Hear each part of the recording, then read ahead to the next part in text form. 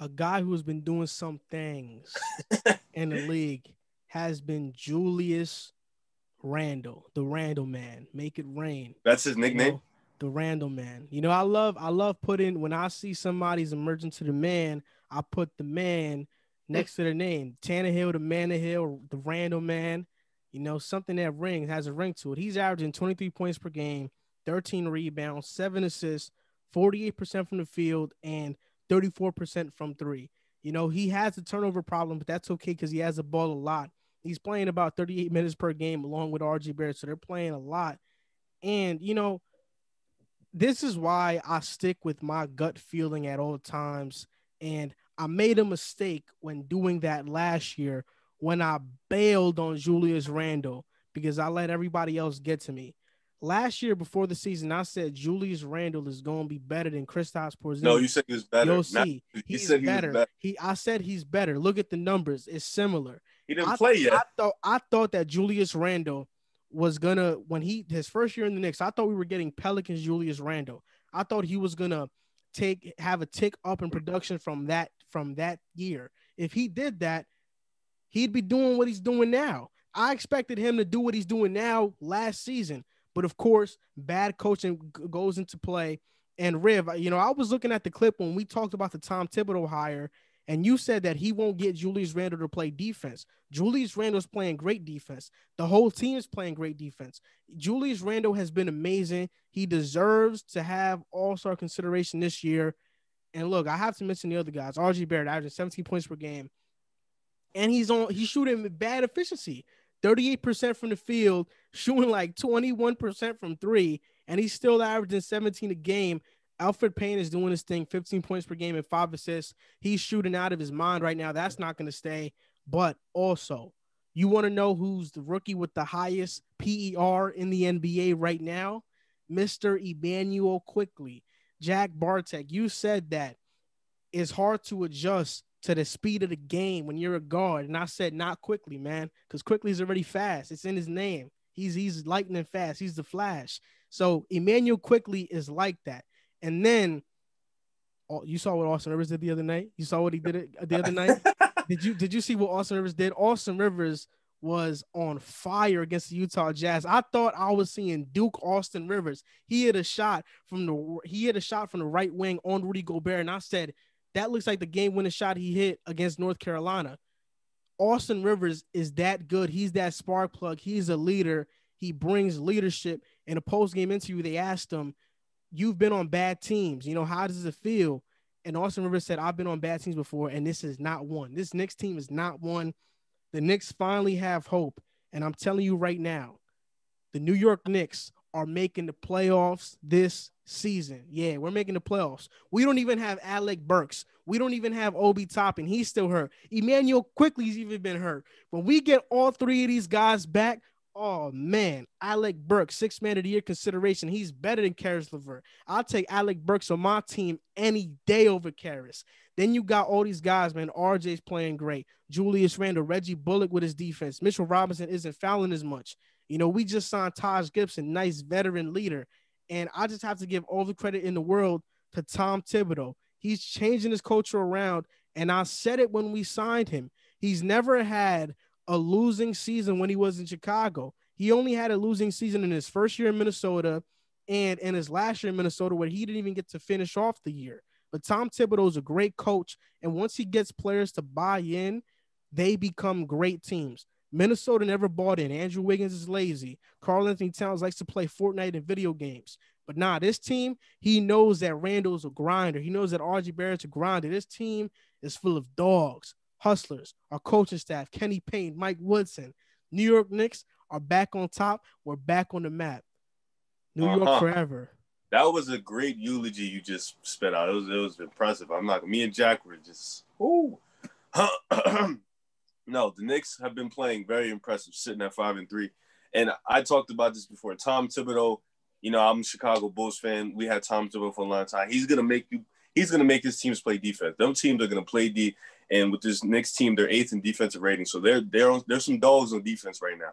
Now the year just started, but right now, sitting at 5-3, They are playing great defensively. Alec Burke putting up 20 a game. He's only played 3 games, but still, nonetheless, that's impressive. Julius Randle is putting up all-star numbers. He should definitely be in the consideration for the MVP right now because he's got this team playing impressive. Like you said, RJ Barrett, the efficiency is god-awful, but he's still putting up a cool 17.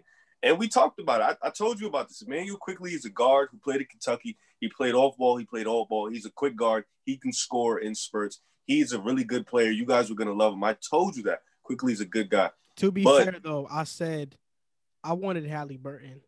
And if I didn't want Hallie, I wanted Payne Pritchard. I could have envisioned Payne Pritchard doing similar things. Yeah, no, Payne. I knew Payne Pritchard. Like, we hit. I'm talking, though. I didn't interrupt you. Don't interrupt me. Thank you. But let's get into the reality of things. This, I feel like, and I'm going to take this road, is bad for the Knicks. And why I say this is because this free agency coming up, the only big name is Kawhi. The Knicks is a place where Kawhi isn't going to be attracted to. The Big Apple, Madison Square Garden, the lights, the camera, the celebrity attention. Kawhi Leonard isn't a guy with that character that's going to want to play there. So he's not going to go there. This free agency class, I think the next best guy is Kyle Lowry, maybe John Collins. I mean, you guys drafted Obi Toppin, and then you have Julius Randle. I don't think getting John Collins would make sense for you guys. I think this winning is going to take you out of the lottery, and I think this is a year you need to bank in on lottery. I think you guys should use Randle and Alec Burke as trade assets to get more first-round picks. I think winning is the baddest thing that could be happening for you guys right now. Being competitive, no. But winning, just off the simple fact that you're going to possibly make the playoffs to literally do nothing, and it's not going to work because next free agency, it's not that good. I think this is a bad thing for the Knicks. But nonetheless, you guys are playing good, so I have to give you props for that. Good job, New York.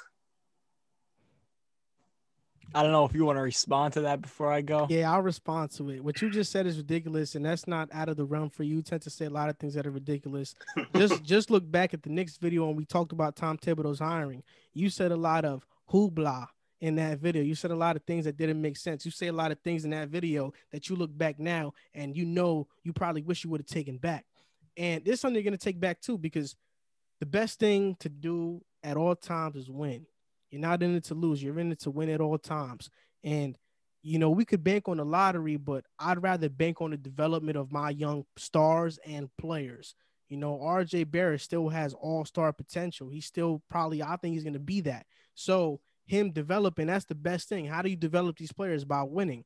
And also, you mentioned Kawhi. This is the last response I have to you. Why wouldn't Kawhi want to come to New York? When he was asking for a trade out of San Antonio, the Knicks were on his list.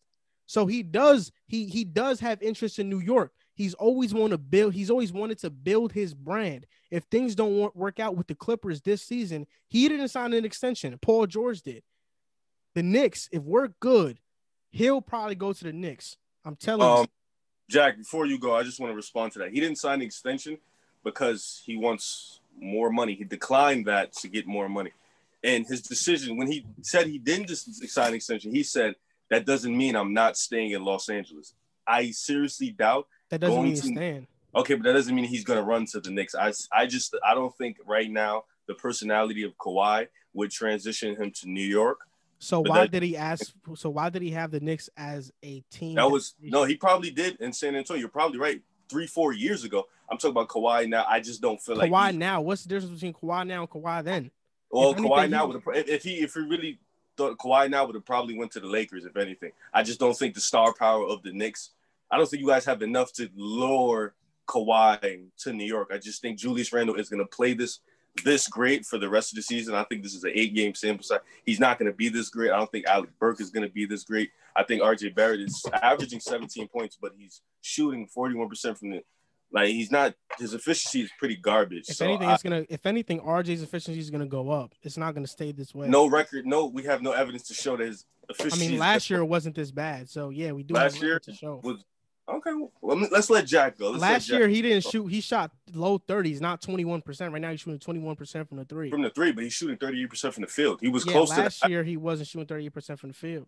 Last year, I'm gonna tell you right now, he was literally shooting 40%. That's 2 percentage points up. He's gotten more responsibility. He's shooting worse. He's taking more threes though. That's the thing. And He's when he got starts more making it, responsibility. He's shooting worse. yeah, but he's not going to stay at that low of an efficiency for the whole season. And We'll see. if you want, we could bet on it. You know, I'll bet on it with you. I know you. Did you bet on the Knicks winning 30 games last year and it didn't pan out for you? The season didn't finish. They were going to win 30.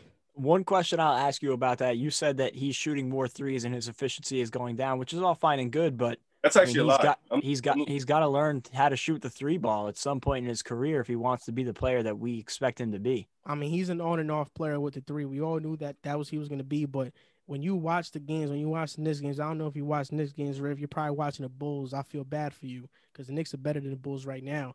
RJ Barrett, you know, I'd rather him take those shots because he has to get better at them. And there are games where he goes hot and he makes a couple in a row. You know, he had a shooting slump where he missed 21 straight. Then the next game, right off the bat in the first quarter, he gets the ball, he shoots a three, he makes it. So I mean, this is a guy who's going to be a streaky shooter, but you got to have confidence. He's averaging 17 points per game on horrendous efficiency. If that efficiency is a little bit better, he's averaging 20 a game. You know what I'm saying? So he's only 21 years old. I think he's 20 actually. He's 20. Only 20 years old. So to you know, he can be a star player in this league, not only on the offensive end, but as a defender. He's playing great defensively right now. I agree with you on that point, but like what I'm saying is we can say the efficiency is going to get better, but eventually it has to get better. Like we've been saying this now. We said it all last year. Eventually it would get better. And now we've been saying coming into this year his efficiency would get better. And I do think he has star potential. I think he has superstar potential. When you watch him on certain nights, you can see it. I think opening night, he was like 6 for 6 from three, if I'm not mistaken. He had a great game, and he literally looks like a superstar when he's playing at his best. But is he going to take that step and become that efficient player that we say he's going to turn into? That's one of my biggest questions for the Knicks moving forward. But, you know, after everything you said, a lot of what you said, I agree with. I think that you framed it in a little bit of a frivolous way, but I agree with a lot of what you said. And I said this to Riv last night on Twitter. This team reminds me of the 2018 Nets where they brought in D'Angelo. Well, they were a year removed for bringing in D'Angelo Russell, and it was almost like an island of misfit toys, for lack of a better word to say. You know, everybody's cast offs. Julius Randle was cast off by the Pelicans. You know, RJ Barrett was passed up by John Morant and Zion Williamson. People forgot about him. You know, whatever. Alec Burks, Elfrid Payton. The list can go on and on, but it's not a team of guys that, you know, everybody in the league knows their name. But what Tom Thibodeau has come in and done is tremendous. You can just see the mentality with this team is different. The vibe around this team is different. And I attribute that to Tom Thibodeau. He's got him in there working hard and, most importantly, playing great defense. And that's what has, you know, that's what I attribute this great start to, is the start that Tom Thibodeau has had with this team, what he's gotten out of these players, getting the most out of all of his players. And he's a perfect match with Julius Randle, who I think Julius Randle can be a very hard worker, but he needs that push. And Tom Thibodeau has come in and given him that push, and that has, you know, equated to him having such a great start. I don't know if it, you know, this level is attainable throughout the entire rest of the regular season, but I think this is the kind of player he can be, contributing all different types of ways, scoring the basketball, rebounding the ball, passing, you know, distributing.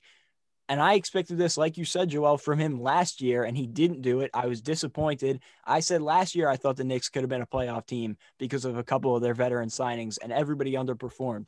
Now this year, everybody is overperforming, I would say. But, you know, I think that they'll be a playoff team. I don't think that's a crazy thing to say, especially with the play-in game. I think they'll at least get in a play-in game from what we've seen out of the Eastern Conference this season.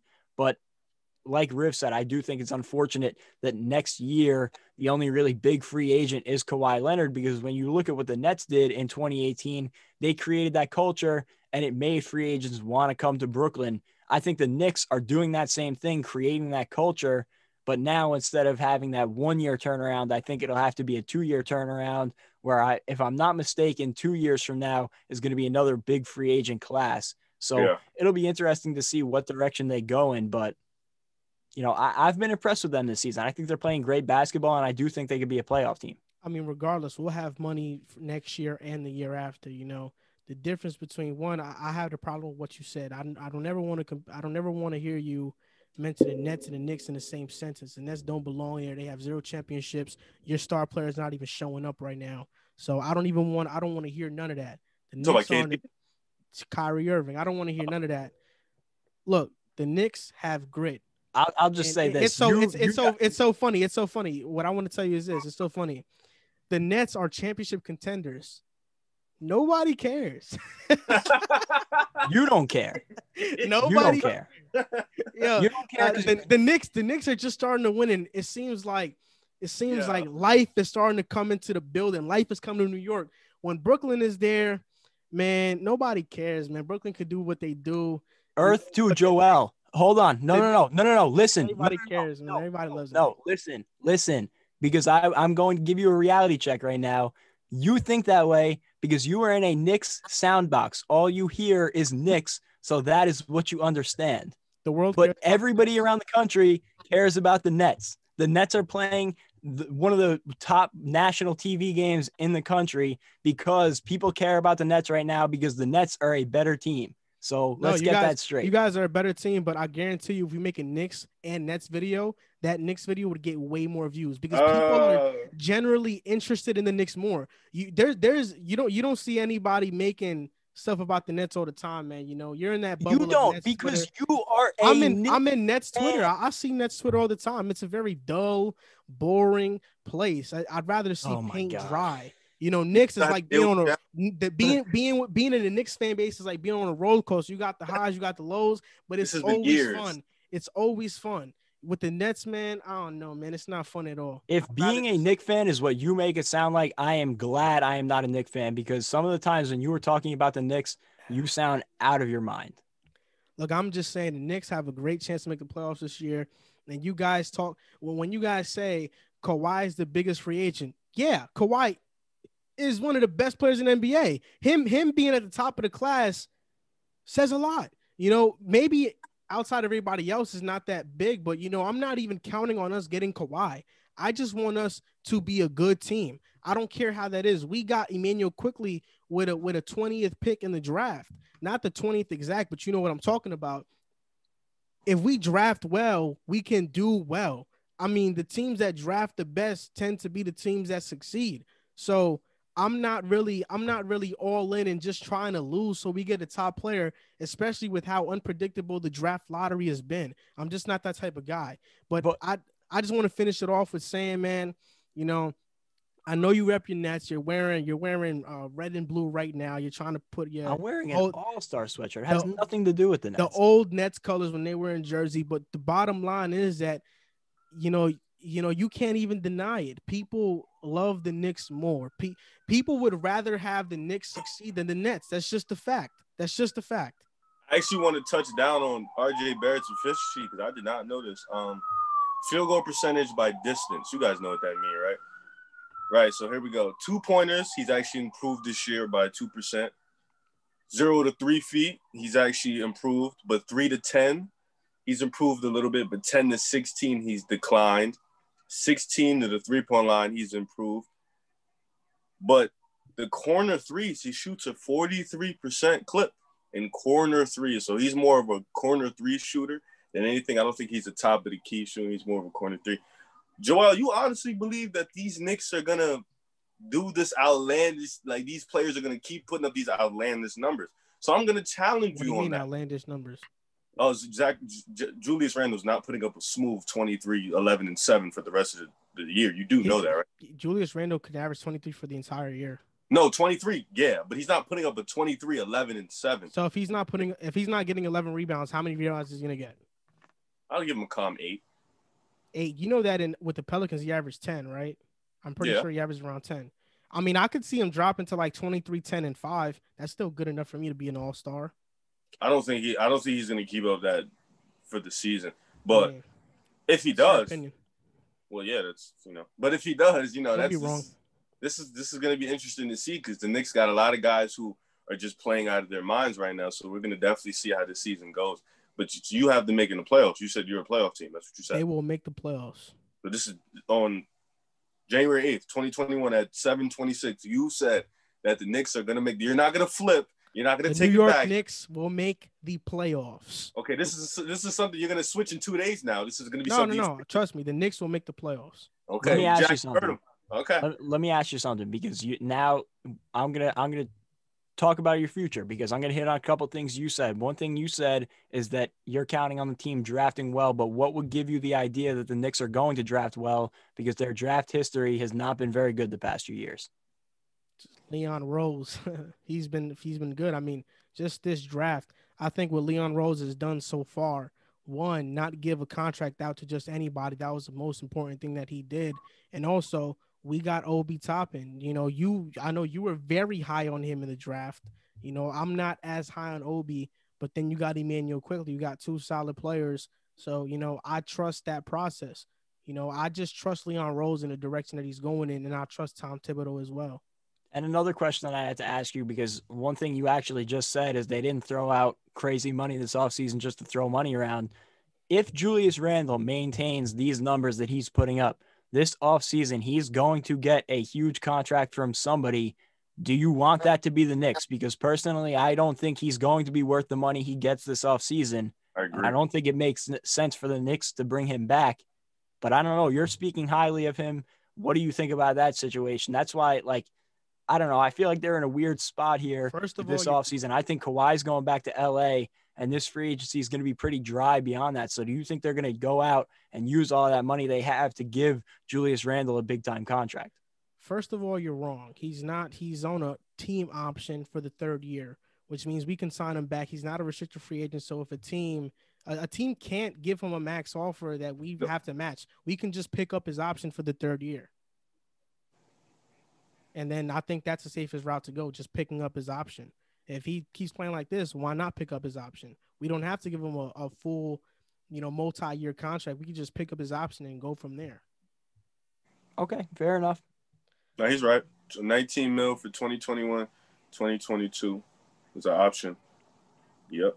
And then he's an unrestricted free agent 2022. That's when Harden, Kevin Durant, Kyrie, Jimmy Butler, that's Bradley Beal. That's when the big one, everybody jumps in there. So let's see. Jack, you heard him. January 8th, 7/26, he said the Knicks are going to be the playoff team. He said he's not going to flip his pick. You heard it.